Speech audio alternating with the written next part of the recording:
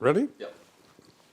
After 5 very happy years in New Zealand, I had planned pretty early on in my stay, at least year 2, that I would return to visit the family and I would go via Africa.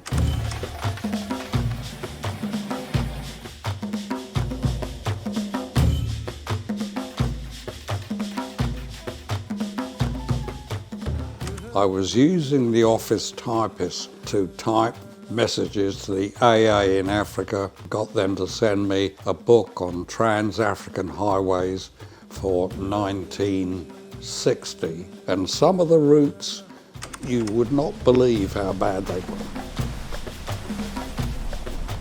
So I didn't have a suitcase. I had my tramping pack and I packed in a small tent. I got on the Southern Cross and it was a very pleasant voyage through to Cape Town. There was a guy called John, a Dutch guy. John and I were on this table and there were 6 girls, 6 ladies. We got to know these girls very well, and when we got to Sydney, we hired a Holden station wagon. We all jammed in and we had a lot of fun. After being together for 3 or 4 weeks on the boat getting to Cape Town, John decided that, he'll come overland with me. Bloody good. We can buy an old car between us. And we ended up buying the one that was in probably the best nick, was an old American 1954 Plymouth Cranbrook. Big 6-cylinder brute of a thing. We then journeyed from Cape Town along the garden route up the coast to Durban, into the hinterland of Durban, stopped at our first game reserve in Shushlewy, which was an unusual game reserve in that you went on foot with a game guard, and we were driving along the track to get to this place. We had to cross a stream. It's just a dirt road, and it dipped into a gully. All of a sudden I became aware, looking to my right, there was something big and black rushing towards us, and it was a rhinoceros that we'd upset. And this bloody thing came hurtling at us.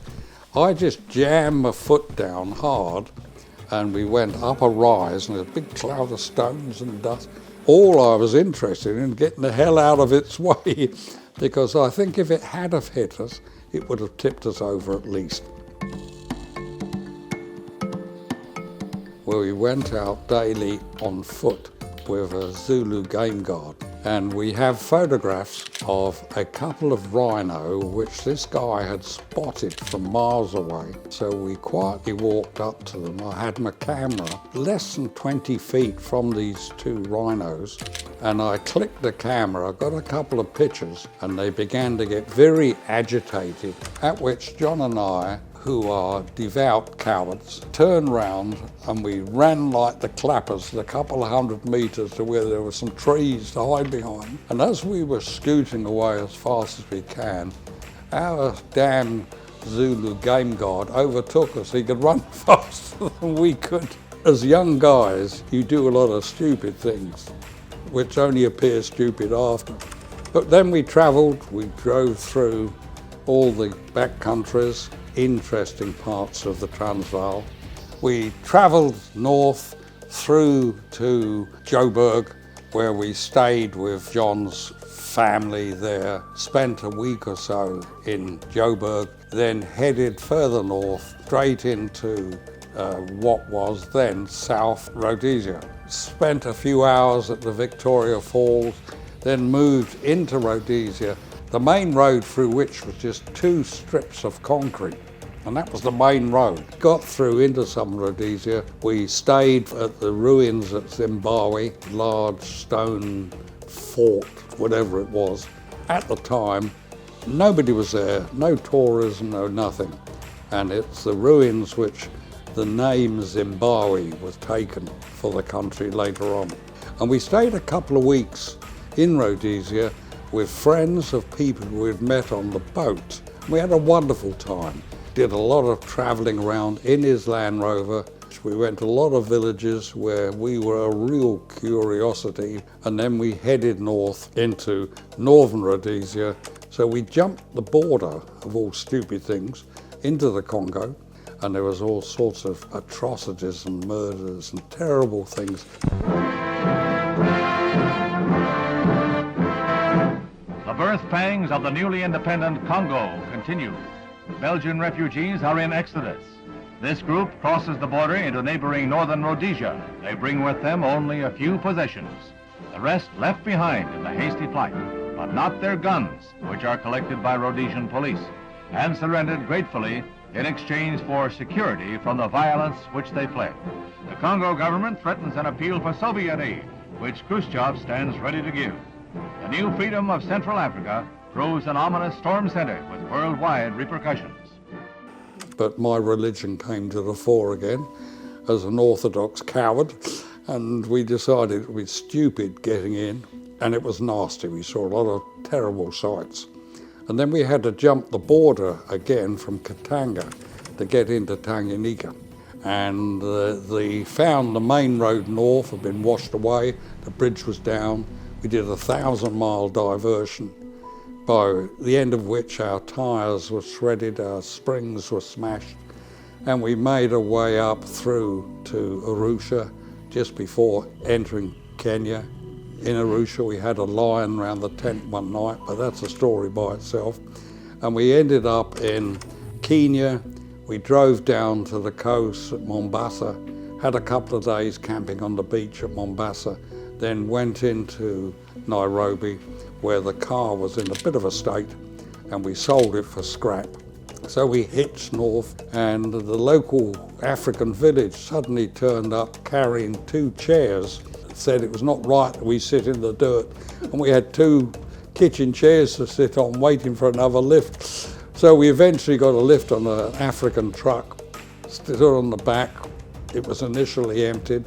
At the time we got through to Juba, which was 8 hours drive probably, it was jammed with Africans, chickens, goats and everything. And we ended up in Juba. It was at the start of the swamps into the Sud, and the Sud was the size of a small country. And we ended up on a paddle steamer, burning wood with 5 barges, flat-bottom barges, and we took 10 days, I think it was, travelling through the swamps with Dinka and tribesmen, primitive conditions, to get to a place called Kosti.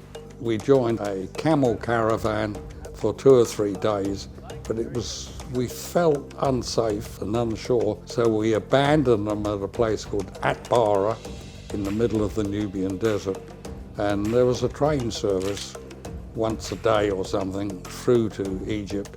We got on the train, went through to Wadi Halfa, which is the bottom of Egypt, got on an Arab boat that was loading up, and it took us through to the dam at Aswan, being built by the Russians.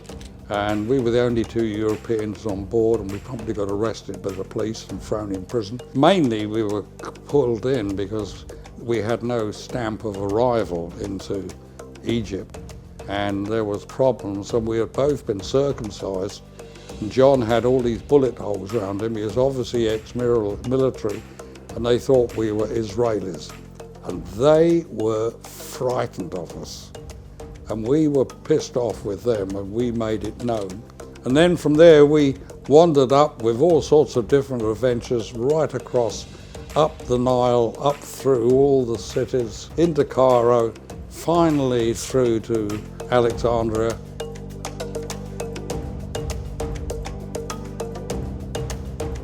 And then we managed to go in the crack liner of the Italian fleet, beautiful boat, as Ponte class, which meant we didn't have a berth.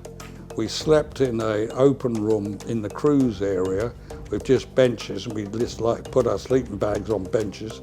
But during the day, we would just put on a shirt, swimming togs and sunglasses, and we lived in first class because nobody could tell where we were from. And we lived like lords, making sure we never attended official dinner time.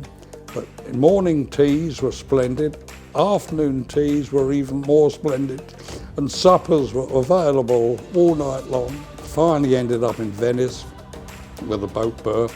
got ashore at Venice, found prices were astronomical for two guys with packs.